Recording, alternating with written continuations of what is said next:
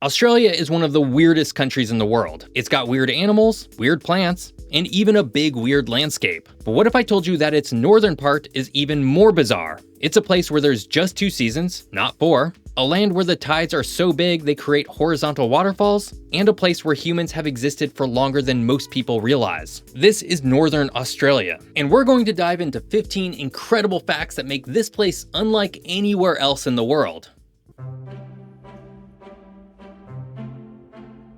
Forget everything you know about the 4 seasons. In Northern Australia, nature moves to a different rhythm, one dictated by the monsoon. In fact, the year is split into 2 dramatic periods, the wet and the dry. From about October to April, the wet season arrives with a vengeance. The air becomes thick with humidity, spectacular lightning shows ignite the sky, and torrential downpours transform the parched landscape into a vibrant green wetland, teeming with life. This is also the season of powerful cyclones. Then, around May, like a light switch, it flips off. The dry season brings months of uninterrupted blue skies, low humidity, and balmy temperatures. The floodwaters recede, opening up vast landscapes and making it the perfect time for travelers to explore this incredible and seasonally dynamic corner of the world.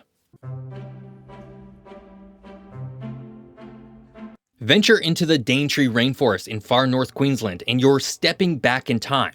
Way back. This isn't just any rainforest, it's the oldest continuously surviving tropical rainforest on Earth, estimated to be around 180 million years old. In fact, it predates the Amazon by tens of millions of years, and even survived the asteroid impact that wiped out the dinosaurs. It's a living museum, a direct link to the supercontinent of Gondwana. Here, you can find ancient living fossils, like the idiot fruit, a primitive, flowering plant that offers a glimpse into the very origins of floral evolution, but isn't named for any particular idiot. The Daintree is also a UNESCO World Heritage Site where ancient ecosystems, unique wildlife, like the cassowary, and breathtaking landscapes converge in a truly prehistoric world. Along the remote and rugged Kimberley coast of the state of Western Australia, the ocean doesn't just rise and fall, it performs. This region experiences some of the largest tidal ranges on the planet. In places like Talbot Bay, the difference between high and low tide can exceed a staggering 12 meters. To put that in perspective, imagine a 4-story building of water appearing and disappearing twice a day. This colossal movement of water has sculpted the coastline and created bizarre natural wonders. The most famous is the horizontal falls, where billions of liters of water are forced sideways through 2 narrow gorges, creating a unique, fast-moving river on the sea. It's a powerful and humbling demonstration of the gravitational pull of the moon on a grand scale.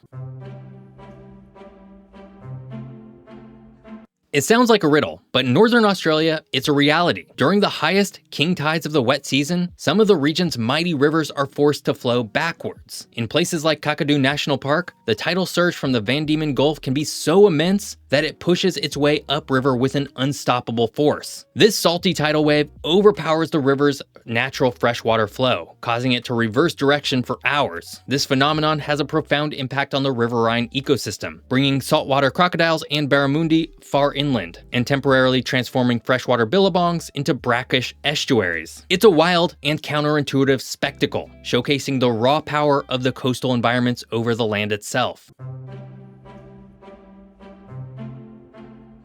When many people picture Australia, they imagine a vast red desert, but Northern Australia is actually very different. The landscape here is dominated by tropical savanna, a sprawling ecosystem of grasslands punctuated by hardy eucalyptus and acacia trees. This savanna covers nearly a quarter of the entire continent, stretching from the Kimberley to the west to Cape York in the east. It's one of the largest and most intact savanna regions left on Earth. Far from being empty, this environment is perfectly adapted to the cycle of wet and dry seasons. It supports a unique array of wildlife, from agile wallabies to towering termite mounds, and has been actively shaped and managed by Indigenous Australians for tens of thousands of years using fire, a practice that sustains the health of this immense grassy woodland. By the way, if you love geography and want to dive deeper into the stories of places people love, come join me over on Substack. Every week, I publish additional articles and insights that go beyond the videos, exploring the fascinating details of our planet. It's the perfect companion for anyone curious about this crazy world we live in.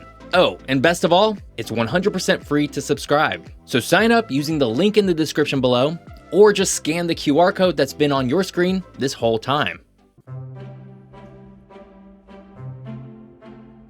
While many Australians remember Gallipoli or the Kokoda Track, the largest and most direct attack on the country happened in its northern capital. On February 19, 1942, the city of Darwin was devastated by 2 Japanese air raids. In an assault involving more aircraft than the attack on Pearl Harbor, Japanese forces dropped hundreds of bombs on the city's harbor and airfields. The attack sank numerous ships, destroyed infrastructure, and resulted in the deaths of over 250 Allied personnel and civilians. This event shattered Australia's sense of isolation and forever changed the nation's strategic outlook. Today, Darwin is a city rebuilt from the ashes, but relics and memorials throughout the area serve as a solemn reminder of the day that the front line of World War II came to Australia. The rugged cliffs of Arnhem Land and the Kimberley are more than just stunning geology. They're the world's oldest and longest running art galleries. For tens of thousands of years, the rock shelters here have served as canvases for Indigenous artists. These galleries contain a continuous, detailed record of life, culture, and environmental change. Some paintings are estimated to be over 20,000 years old, depicting animals that have long since gone extinct, like the giant flightless bird, Geniornis. The art documents the arrival of new technologies, spiritual beliefs of the Dreamtime, and even the first contact of the Macassan traders and later Europeans. These sites are not relics of a lost past. They're living, breathing cultural documents of the world's oldest living culture. Long before Captain Cook sailed the East Coast, the northern shores of Australia were part of an international trade network. For hundreds of years, mariners from Makassar, in present-day Indonesia, made annual voyages to Arnhem Land. They sailed on the monsoon winds in their perahu boats, seeking to harvest and trade for trepang, or sea cucumber, a valuable delicacy in Chinese markets. This regular contact led to a profound cultural exchange for the local Yolngu peoples. The legacy is still visible today in Yolngu language, which contains Macassan loanwords. This history challenges the idea of Australia as an isolated continent, revealing a deep connection to Asia.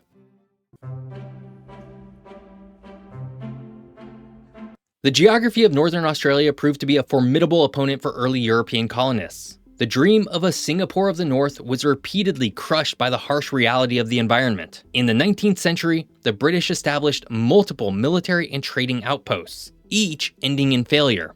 Fort Dundas on Melville Island was abandoned due to disease, isolation, and conflict with the Tiwi people. Port Essington on the Coburg Peninsula lasted 11 years before malaria, cyclones, and infertile soil forced its inhabitants to retreat. These ghostly ruins serve as powerful testaments to European miscalculation and the resilience of a landscape that simply refused to be easily tamed, a stark contrast to the successful settlements in the milder south. At the dawn of the 19th century, the northern coast of Australia was a great unknown on the world map. It was navigator Matthew Flinders who finally filled in the blanks during his epic circumnavigation of the continent between 1801 and 1803. Aboard HMS Investigator, he meticulously charted the treacherous and complex coastline, including the vast, crocodile-infested Gulf of Carpentaria. His journey was fraught with danger, from navigating hidden reefs to managing a leaky ship and a crew suffering from scurvy. Flinders' precise maps provided the first complete picture of the continent's shape and scale.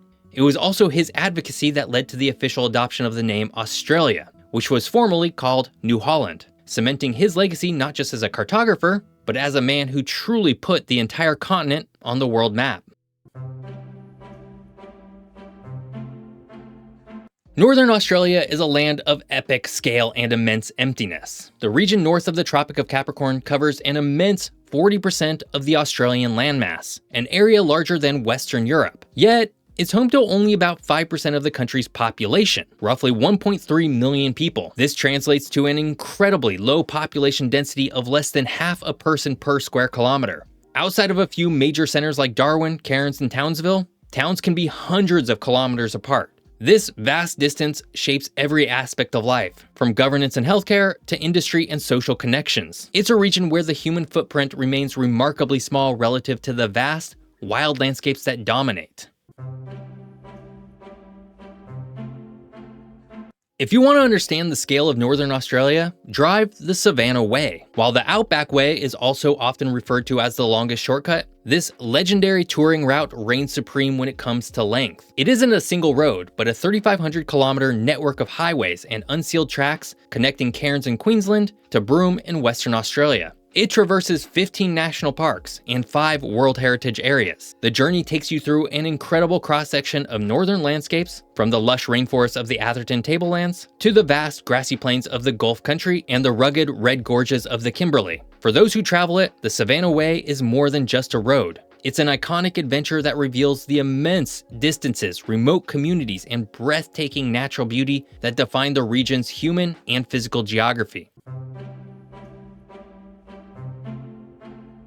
The cattle industry in Northern Australia operates on a scale that is almost impossible to comprehend. This is the land of the cattle station, and some of them are larger than entire countries. While the world's largest, Anna Creek Station, is technically just south of the border, many stations across the north are similarly vast, often exceeding 1 million acres. On these properties, mustering cattle is done with helicopters and fleets of vehicles, and station boundaries can be hundreds of kilometers long. This form of land use has profoundly shaped the region's economy and culture, creating a unique identity rooted in pastoralism and remote living. It's a modern-day frontier where a handful of people manage tracts of land that would be considered provinces or small countries anywhere else.